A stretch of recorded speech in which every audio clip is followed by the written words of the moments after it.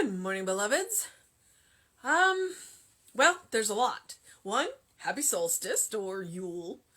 Blessed Yule. Apparently, I'm not sure if today is the shortest day or yesterday was the shortest day. I'm a little confused. I keep forgetting to look at my weather app. And the conjunction is tonight, the epic of the conjunction. Because it's been happening. I mean, we went out and looked at it yesterday, and they're really close together. Although Saturn is pretty dim, and Jupiter is pretty bright. So it's, like, cool. So, like, within the hour of sunset tonight, you want to look to the southwest, and Jupiter will pop right out at you. And then you have to look really hard, just slightly up, and I think they said to the left, but it could slightly above Jupiter. You'll see this much fainter star, and it's not a star, it's Saturn, but it's cool. So I went out like 3 times last night looking for it, and Tom's like, I don't see it. The first time we went out, it's too light, and I was like, no, there it is. And of course I have a cell phone, so none of my pictures came out. But somebody who took a picture through a telescope posted a really epic picture, because you can also, if you have some kind of like binoculars or a telescope, you can see Jupiter's moons. And probably if you have a really powerful telescope, you can see Saturn's moon. But it's like cool and, you know, everything. And yes, I got up and went to the gym today, so I'm like wide awake and just excited this morning. I found a kettlebell at at Target yesterday, or I found several, like one of each size. And so I was like, I texted my trainer and went, what size would be the most? And so I took him a 25-pound kettlebell, and I got to use it today, like 3 different workouts. So I'm like, you know, all there today, which is good because it's gonna be a long day today. I like Mondays, and I like Mondays partly because I get to go to the gym. Well, I meet my trainer in his garage. But it is December 21st, and our title is, I Know That I Understand How to Speak the Word of Truth. It is the spirit that quickeneth, the flesh that profiteth nothing. The words that I speak unto you, they are spirit and they are life. That is from John 6:63. And where do name and form both cease and turn to utter nothingness? And the answer is in consciousness, invisible and infinite, of radiance bright. And that is just listed as Buddhist text. That's helpful. Rita is trying to help now. Okay, so we only have 2 quotes today.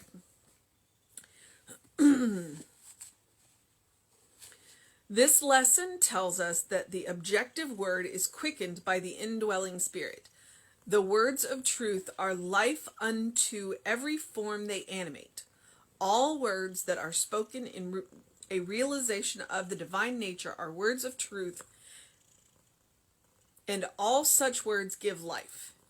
It is the spirit that quickeneth. Our lesson also tells us that all objects, that is, the entire objective universe, comes from one substance.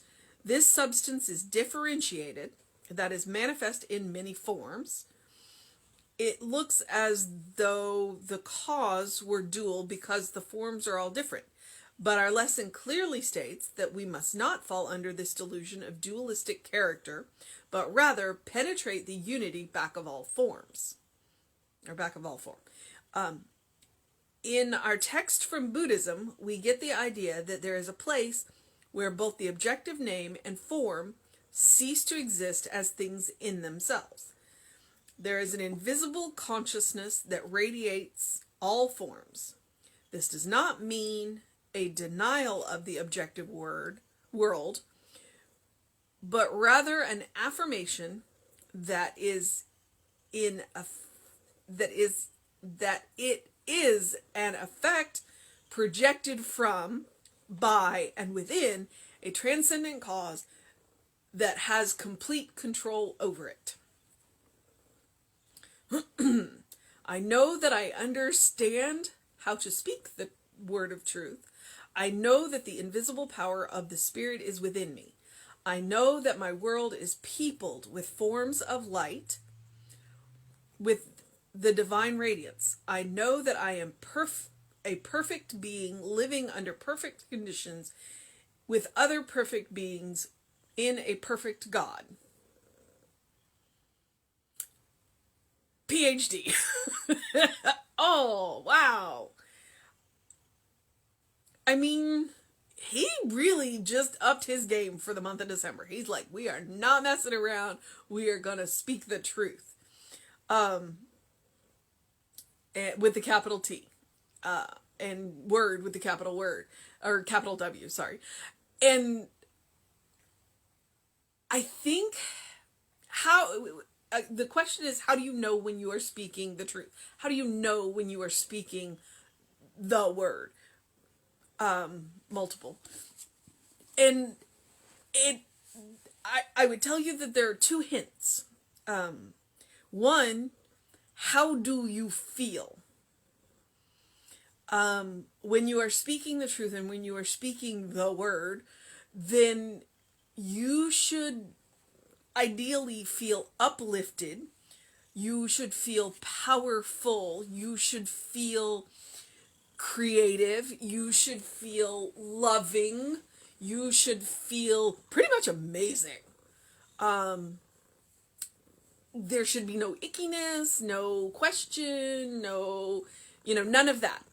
And I would say that you want that probably the base layer of that is this overwhelming feeling of love. Because that's where that's truth. Truth is truth and beauty, are love. And so that's all about the feeling. And then the other hint, maybe a little more ephemeral, but when you are speaking, again, love and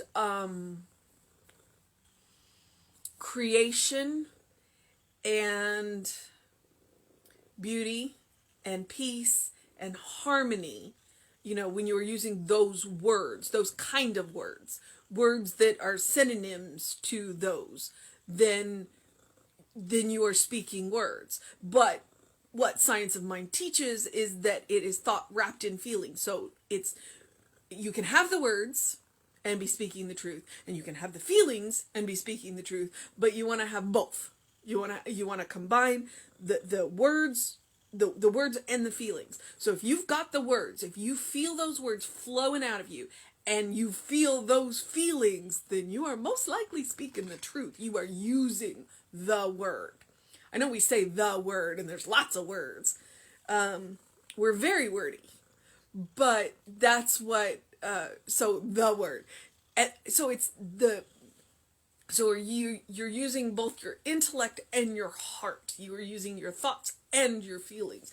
And that is where the power comes from. Because we can use the words all we want, but if we don't have the feelings the back of them, then, it's like the Emperor and the Empress, okay? Sorry, that's a tarot reference. It's like the Empress, which is the third card in the major arcana. She's power. She is creation. She is just all of that, but she is undisciplined. So she's got all this power going everywhere. She is chaos. And then the Emperor comes in, and the Emperor gives structure. He brings it into the fourth dimension. Is that the fourth? Basically into 3D. He brings it into 3D. So he gives her words, her creative power form. And so you can have one without the other. But if you have the Emperor without the Empress, then you have form but no substance. And if you have the Empress without the Emperor, then you have energy but no vessel for it to fill, to do. So you want to have both. And that is classic science of mind. And that is one way that our ancestors codified this kind of teaching in pictures, is with the Empress and the Emperor. Thought and feeling, form and substance.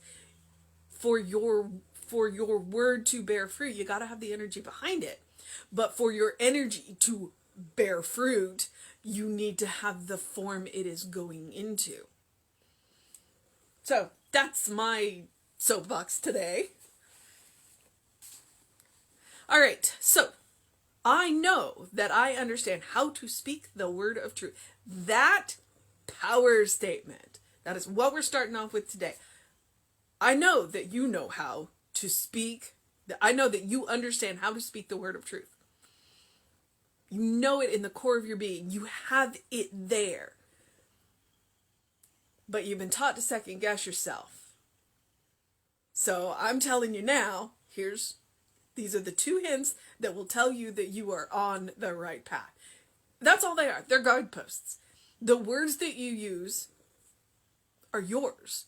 And the feelings that you use are yours. But that'll give you an idea of, okay, this is, if I'm not feeling it, then I probably haven't found the words that work for me or for you.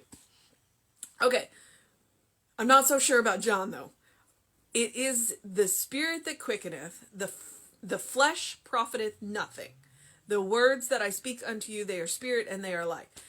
The only thing I object to in that quote is the flesh profiteth nothing. Because our words of power absolutely can profit the flesh. Because when you are engaged and excited and, and your blood is flowing, then the flesh is going to profit by the spirit quickening within it. But, I mean, that's just me arguing with John. You may have a different interpretation. And where do name and form both cease and turn into utter nothingness? The answer is in consciousness, invisible and infinite, of radiance bright.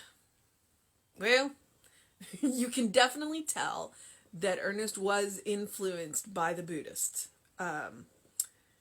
ideas. We are constantly coming into form and we are constantly moving back out of form. We're coming from nothing, we're going to nothing. But we're going into a nothing that is radiance bright. We're going into a no thing, not a nothing. He's already said we never cease to exist. We are an individualized center of consciousness within a greater consciousness. But we don't stay here. And that's a good thing. We got other stuff to do. All right. This lesson tells us that the objective world is quickened by the indwelling spirit. The words of truth are life unto the form they animate. Yeah, let me say that one again. The words of truth are life unto every form they animate. All words that are spoken in the realization of the divine nature are the words of truth, and all such words give life. And that's what I mean. That's what I mean. Spoken in the divine nature. So what is the divine nature? Love, truth, beauty, harmony, peace, joy. So when you are using those words and those feelings, then your words will have power. And the closer you get to those words and those feelings, the more power you're going to have. It is the spirit that quickeneth. Our lesson also tells us that all objects, that is the entire objective universe, comes from one substance. And he uses the capital O and the capital S here. One substance, divine substance. This substance is differentiated. that is, manifest in many forms. It looks as though the cause were dual because the forms are all different, but our lesson clearly states that we must not fall under this delusion of dualistic character, but rather penetrate the unity back of all form. Oh my God, for a run-on sentence and all of those commas. Reading Ernest Holmes is interesting because he'll like have a sentence that's like, half of a paragraph and all these commas in it. In other words, don't get caught up in the material. Don't get caught up in the material. The material is wonderful. We absolutely believe that. We are not quite that Buddhist where we deny, the material. We're like, no, we're here for a reason. We're here for a purpose. We are here to live. And we want to live to the fullest. We just want to remember where we came from and where we're going. And we want to make the best of while we're here. And to do that, we have to remember that it isn't dual. That there's one substance, there's one power, there's one love. And that we are all a part of that. We have just been differentiated out to have a particular experience. In our text from Buddhism, we get the idea that there is a place where both the objective name and form cease to exist as things in themselves. There is an invisible consciousness that radiates all forms. Or we like to call it God, or Spirit, or Atman, or the divine pattern, or the divine mind, or, we can go on and on and on. I had a book one time that was like the 1,000 Faces of God. When we are having this experience, we are limited. And that's okay. That's a good thing, because if we weren't, we'd probably go mad. And that wouldn't be good for anybody. So we have labeled God into bits so that we can, we have taken God into bite-sized pieces. But there's a place where God is bigger than that bite that we can take. And that's where we're going, and that's where we came from, and that's where everything and everyone came from. And that's what we want to remember. It's like we can look in the eyes of a person that we love and we can see, oh yeah, you definitely came from Spirit. The challenge is to do that with somebody that doesn't make you all that happy. To look in their eyes and say, yeah, you came from the same place I did. You're going to the same place I did, that I'm going. And see if we can't enjoy the journey just a little bit more together. And if we can't, that's okay. We just love them from afar. That's okay too. This does not mean a denial of the objective world, but rather an affirmation that it is an effect projected from, by, and within a transcendent cause that has complete control over it. That last sentence, that last part of it, complete control over it. That's why we call it a divine patterning intelligence, because we don't believe in fate. We believe that we have choices in our destiny, but that our choices will be better served when we make choices in that divine nature. Peace, love, joy, harmony, all of that. So, I know that I understand how to speak the word of truth. I know that the invisible power of Spirit is within me. I know that my world is peopled with forms of light with the divine radiance. So when you're walking out in the world today, repeat that to yourself. I know that our world is peopled with forms of light with the divine radiance. And it may make some of your interactions a little easier. I know that I am a perfect being living under perfect conditions with other perfect beings in a perfect God. Let me remind you, and I will remind you this every time because it helped me so much when Reverend Jesse told me this. Perfect means whole. Does not mean flawless. So, I make plenty of mistakes. I will probably continue to make mistakes. Hopefully I just won't make earth-shattering, terrible mistakes. But I'm human, and I'm going to make mistakes, and that's okay. Because those little mistakes are part of my wholeness. And I accept them, and I correct them as I can, and I move on. And I ask for forgiveness when I need to. So, I know that we understand how to speak the word of truth. I know that the invisible power of spirit is with us. I know that our world is peopled with forms of light, with a divine radiance.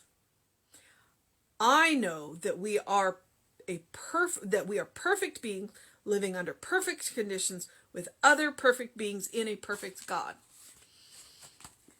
And we are under perfect conditions, and by that I mean, if you don't like them, you have the right and the power to change them.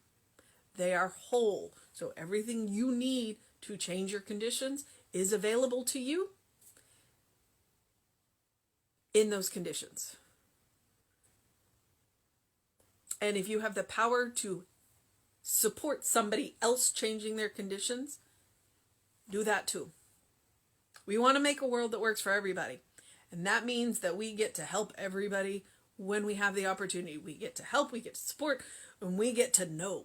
So, I do have to go to work today. I get to work 3 days this week, and then I have a 4-day weekend. But I promise I will be on with you every day at 9 a.m. It doesn't matter. I will even be here on Christmas Day. Not that you have to be here.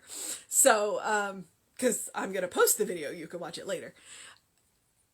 So, do something loving for yourself. Do something kind for yourself. Do something compassionate for yourself today. It is extra important that you take care of you during the holidays. Especially if you're one of those people who's busy taking care of everybody else. You will do a better job of that if you take care of yourself first. Remember what they say on the airlines. Put your air thing on first. Then help your neighbor. All right? You can't pour from an empty cup. So take care of yourself. Get some rest, because that's what I intend to do. I am resting. I'm resting. I'm going to rest a lot. So do what you need to do to take care of yourself, to love yourself, to be compassionate with yourself, to be kind with yourself. Do something to engage your mind and your body, and do what you need to do to brighten this world and welcome the sun back. Because the days are going to get longer from here on out. And if you have a chance, you have an hour after sunset. Look to the southwest, check out the conjunction. It's pretty awesome. All right, beloveds. Reverend David should be on with you around 5. I will be back with you at 9 a.m. Have a wonderful day. And remember, open the windows of your soul. Allow the breath of heaven to remind you live in heaven now. You live in that state of grace because you are a beloved child of Spirit in whom Spirit is well pleased. Always and forever. All right, beloveds. Have a wonderful day.